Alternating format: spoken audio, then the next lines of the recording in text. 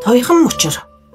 Катя Даниэлийг зэстуулын эзэгтээс буцааж айл болон аж төрж олон хүүхэд төрүүлжээ. 8 хүүхэд нь цөм хүү ажээ. Ганц охин гарах нь яагаад вэ гэж их нь байн уйлдаг байв. Эцэг нь чи бит хоёр ийм л хөвтэй ус байж дээ гэж инээд судаг байжээ. Гүгүүд нэг тун хөсөж торнолоо. Нэг нь харин үүдний шатан дээрээс ч юм уу өөр нэг юмн дээрээс унаж бэртээд бөгтөр болсон ажээ. Барайч нар барьж оролдоод ч тус болсонгүй. Нэг насаараа нарт хорвоод зовлонгоо үзэхээс аргагүй болжээ. Дахир дуртуу болсон хүүхэд голцоо ууртай догшин хүн болдгийг би ажигласан билээ. Гэтэл энэ хүү наргаан шугаантай өсөж юмны учир олдог уран хүн болов.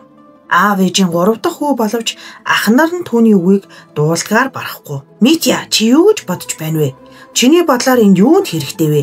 Гэхээс өсвөлээд элдв юм асууж лавлана. Митюшка чи үүнийг хараач чамд ямар санагдаж байна вэ? Би гортгоо хаан тавьчих. Чи үзүү гэж аав ээж хоёр нь байн дуудаж асуув. Эцэг нь багтаа цоор сайхан үлээдэг байсан юм. Мичүнка тэр авиасын дөрөжээ. Түүний хийсэн цоор бараг л өөрөө дуу аялах шахна. Данило гарын ураар овоо мөнгө олно. Катяж бас зүгээр судаггүй аж. Гуйлг гууж авсангүй. Орон гэрээ өөд татжээ. Эсхий гутал хөдсөн дээл бас бус хүүхдийнхээ хувцас хунрыг додомдоно. Хөлийн тавыг илэгдэн гих биш дулаан цагт хүүхдүүд нь хөл нүцгэнгүй. Хамгийн хөөрхийлөлтөө нь Митюнка. Учир түүнд савхан гутал авч өгдөг байжээ. Ах нар нь үүнд атаархдаггүй бөгөөд харин дүү нар нь ээжээ Митяд шинэ гутал авч өгөх болжээ. Гутал нь багтахгүй болсон байна. Миний хөлтөл яг таармаар юм гэж хэлдэг байлаа. Тэд ийхүү ахыхаа хуужин гутлыг бушуухан авч өмсөх хүүхдийн хэрдээ таарсан хөөрхөн зал хэргэлдэг ажээ. Ийм сайхан эвсэг хүүхэдтэй айл билээ. Энэ Катерины хүүхдүүд хизээж хоорондоо хэрэлдэхгүй зодон хийдэггүй. Ямар таатай хүүхэд вэ гэж айлынх нь хүмүүс гайхна. Үүний хамаг учир нь Мичүнкад байдаг ажээ. Тэр хөвгүүн ойд асаасан гэрэл адил бусдынхаа хөгжөөн баясгаж халамжилж ямар нэгэн сони юм сэтнэ. Данило хүүхдүүдтэй өөрийн хийдэг чулууны ажилд одоохондоо оруулахгүй байв. Хүүхдүүд минь өсөж торног. Ногоолынгийн тоол салгиж бишгүй л амжих байлгүй гэж хэлдэг байв. Ийм ажил хийхэд хідэн хүүхэд минь нийлэх байна гэж Катя нөхөртөөгөө санал нийлнэ. Тэр хоёр бас хідэн хөвгүүнээ уншиж бичиж чаддаг, тоо гаргадаг болгож сургасан гэж бодно. Тэр үед сургууль соёлгож байгаагүй болохоор нас ахмад хөвгүүд нь нэгэн ойдолжин эмэгтэй энд очиж бичиг заалгав. Митя тэднийгээ дагаж бас очино. Ах нар нь юм амархан ойлгодог. Энэ баг нь бүр гой дойтой хүү юм гэж тэр эмэгтэй ихэд магтдаг байжээ. Тэр үед юмыг тун атармаата заадаг байж. Митя маш түргэн ухаж багшигаа хэлж дуусаагүй байхад хэдийнэ учрыг олчихсан байдаг аж. Ах нараа үсэглэж оролдож байхад Митя дурчгиндэл уншдаг болжээ. Надаар бичиг үсэг заалгасан хүүхдийн дотор ийм хөөхд байгаагүй гэж тэр эмэгтэй байн ярина. Аав ээж хоёр ухаантай хүүгээрээ бахархаж дэгжин гутал авч өгчээ. Тэр гутлаас тэдний амьдралд их өөрчлөлт гарав. Тэр жил эзэн заводод ирж суужээ. Санкт-Петербург хотод мөнгөө ууж дуусаад жаал мөнгө олж болох байх гэж найдаж заводод ирсэн юм байжээ. Ийм хөдөлгөөнтэй хүн аргыг олж чадвал мөнгөчж бололгүй яах вэ? Конторын албан хаагчид захирагч хичнээн хулгаална гэ. Эзэн үүнийг харж хандах чадвар мөхөс хүн байж. Эзэн нэг өдөр гадуур явж байгаад жижигхэн байшингийн дэргэд гутал хөмссөн жаал тоглож байхыг хараад наашаа ирэх хүүхдүүдээ гэж далалжээ. Мичүнка эзний бараг огт хараагүй хэрн таньжээ. Бодог шунхтай тэргэнд тарган цатгалан морд хөлөөлж тусгай ховцос өмссөн дэлбэгчтэй ажээ. Тэргэн сууж яваа хүн хөдөлж чадахгүй болтлоо өөхөлчгсөн лухгэр ир бөгөөд алтан толгойдоо таягийг гидсэн дээгүүрээ хөндлөн барьжээ. Ойртож очихоос зүрхшиж зогссон Мичүнка дүү нараа хөтлөөд төхөж очив. Та нар хэний хүүхэд вэ гэж эзэн сөөнг дуугаар асуув. Бид чулууны дархан Даниэлийн хүүхэд байна. Миний нэр Митри гэдэг. Энэ миний дүүнэр гэж Мичүнка ахын хувьд хээр нэгэн хариулжээ. Эзэн энэ үгийг сонсоод царай минчиж багтарч өгөх завдан. Юу болж байгаа нь энэ вэ? Юу болж байгаа нь энэ вэ гэж гаслан гингэнэв. Тэгээд дотор нилээн уужрах бололтой. Жаалуудын хөл рүү таягаараа зааж "Эн чинь юу вэ? Гэж бахирхан асуув. Хоёр дүү найхтаа хашаандаа гүгээд орчихов. Мичүнка эзний юу асуусныг ухаарч ядан гайхан зогслоо. "Эн чинь юу вэ?" гэж эзэн хахир яхар дуугаар хашгирч тавтан асуулаа. Митя бүр айж зүрх алтан зогссноо. Газар л байна гэж хариулжээ. Эзэн саа өвчин туссан мэд таталтан ийм дээрээ тулаавь, ийм дээрээ тулсноо гэж сөөнгтэн хашгирав. Энэ үеэр Данило гэрээсээ гүн гарч ирсэн боловч эзэн түүнтэй үгсэлсэнгүй. Таягныхаа толгоогоор дэлбэгчнийхээ шил рүү хатгаж "Яв" гэв. Тэр эзэн ухаан муутай хүн байжээ. Багын мулгуу амтан байсан нь нас өдлөхөд уламд ортож, пүүрүү зантчиж давшлаад сүүлд нь яах гэж дайснаа өөрөө мэддэггүй байжээ. Харих зандаа хүүхдүүдийн тухай мартаад юм болохгүй өнгөрч магадгүй гэж Данило, Катерина хоёр бодож байжээ. Гэтэл эзэн 3 жаалын гуталтай байсныг мартсангүй. Тэр хоёрын ингэж бодсон талаар болов. "Чи юугаа харж байдаг хүн бэ? Надад шахаа авах мөнгө олдохгүй байхад хамчлаг айл хүүхэдтэй гутал өмсгөж байна. Ийм захирагч байдгийм үү?" гэж эзэн юуны өмнө захирагчаа барьж авчээ. Эзэн таны тааллаар Даниэлд говчуур ногдуулж химжээг заасан билээ. Цагт нь бүрэн төлж байгааг нь ботход би гэж уширлаж хэлтэл эзэн "Чамд бодох хэрэг байхгүй. Сайн ажиглаж бай. Юу болж байгаа нь энэ вэ? Хизээ юм байла? Говчуурыг 4 дахин нэмээд өг" гэж зандарчээ. Сүүлд нь өөрөө Даниэлийг дуудаж ирүүлээд говчуурынх нь хэмжээг нэмэх болсныг хэлжээ. Үзэгдээгүй юм болж байгааг Данило мэдээд "Би эзэн таны тааллыг давхсан гэхгүй. Гэхдээ ийм их говчуур тулж чадахгүй. Таны зарлагын дагуу бусдын адилаар л ажиллая" гэжээ. Энэ үг мэдээж эзний таалалд нийцсэнгүй. Тэртээ тэрнгүү бэл дутаж байсан болохоор чулуун гоёл бодох чөлөө байсангүй. Өнгөрсөн жилүүдээс үлдэж хоцорсныг зарж борлуулах цаг аль хэдийн иржээ. Чулууны дархнаар өөр ажил хийгээд хэрэг байхгүй тул ярьж тохирё гэж эзэн бодсон ажээ. Данило үзэлцээд яаж чадсангүй. Эзэн говчуурыг 2 дахин нэмж өгөөд эс зөвшөөрүүл чамайг уурхаад өгөн шүү гэжээ. Данило, Катя хоёрт хэцүү үеэрсэн мэдээж. Бүгдэд хавчлага болж хүүхдэд хамгийн хүнд нь оногдож нас биед хүрэлгүй ажил хийх болжээ. Ийхүү тэдэнд бичиг үсэг сурах бололцоо үгүй болох нь тэрээ. Мичэн өөрийгөө хамгийн буруутай гэж бодоод аав ээж хоёртоо туслахаар ажил хийх гэж мэрийх болжээ. Ийм бие муутай хүүгээрээ чулууны ажил хийлгвэл бүр зовлонгоо эдэлж бүзнэ гэж аав ээж нь бодно. Чулуучны уур ямар ч тусгүй. Наахлаа бэлтгэхэд тос салхиж баршгүй. Сайр чулуу бутлахад нүд сохлох аюултай. Хүчилт цагаан туглах уусгахад уураар нь хортно. Аав ээж хоёр нь ингэж эргцүүлэн бодож хүүгээ чулуу таслах ажилд сурахаар үе гэж шийджээ. Нүд гэрхаа, гар хуруу эвлэг, хүүд минь хүч орохгүй ёстой таарах ажил гэж боджээ. Тэдний садан төрөлд чулуу таслах уур мэддэг нэг хүн байдаг гэж. Тэр хүнд хүүгээ авчирч өгөхөд тэр хүүгийн ухаантай ажил залах үгүйг нь мэдэх тул дархан их дуртай авчээ. Тэр дархан уур чадлаар дунд зэрэг 2-3 дугаар зэргийн үнэтэй юм хийдэг хүн байж. Мичиука түүний мэддэг чаддаг бүгдийг сураад ав. "Чи хүүгээ хот руу явуул. Гартаа онцгой дүүтэй хүү юм.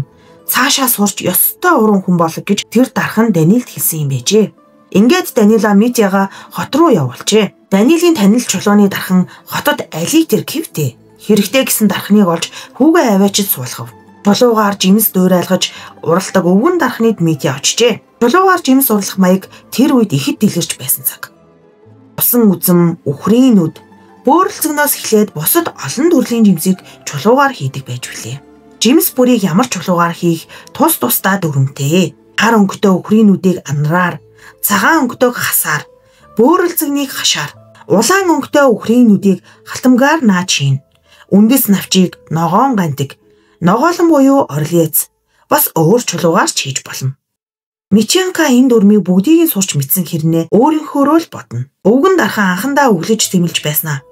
Өөрөө бодож олсноороо хийвэл илүү урамтай байх гэж магтан сайшаах болжээ.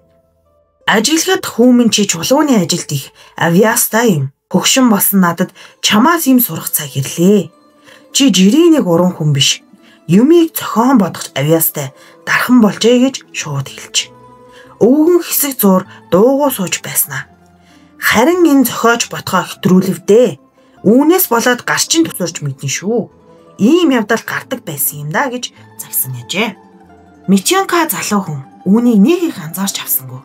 Харин сайн зохиож бодож чадаж байвал болоо юм шүү. Үүнээс болоод хэний гар тусурх билээ гэж инээж байжээ. Ийхүү Мичуха дөнгөж сахал цохож эхэлж байсан залуудаа сайн дархан болж хүмүүс сахиалж юм хийлэх нь ихт бол үргэлж ажилдаа суув.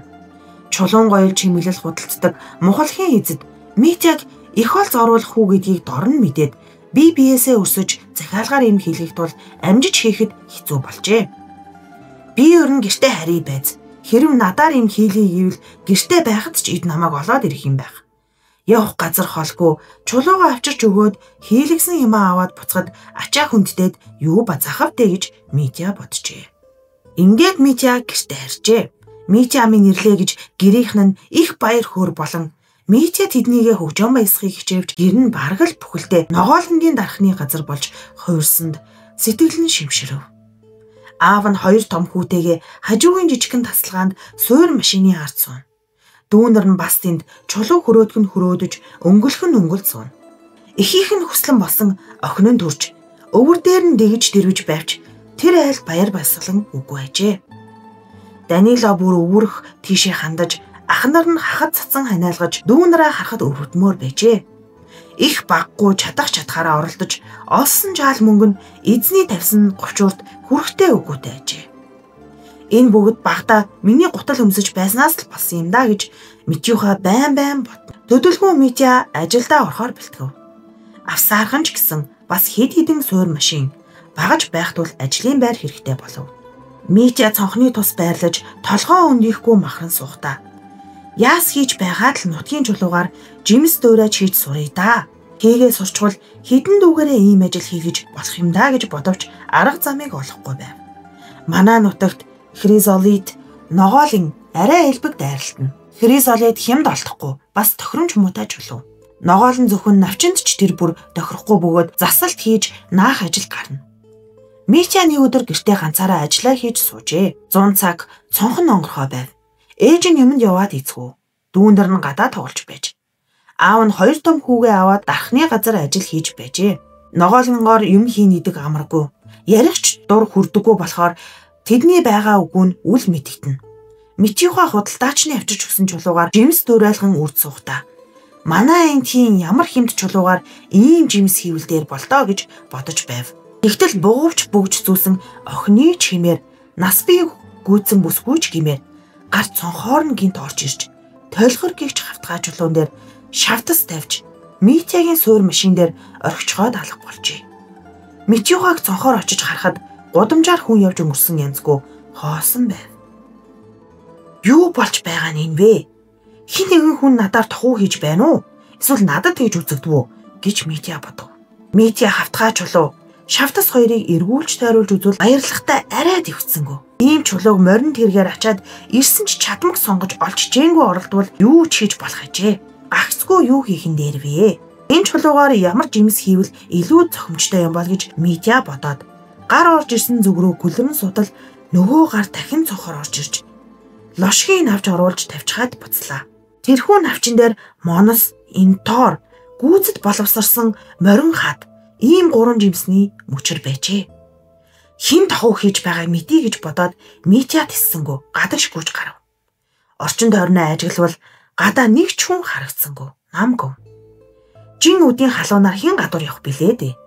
Митя гадаа зогсож цонхны дэргэд очиж суур машин дээрээс жимсний мөчөр навчийг авч үзэхэд ёстой жимс байлаа.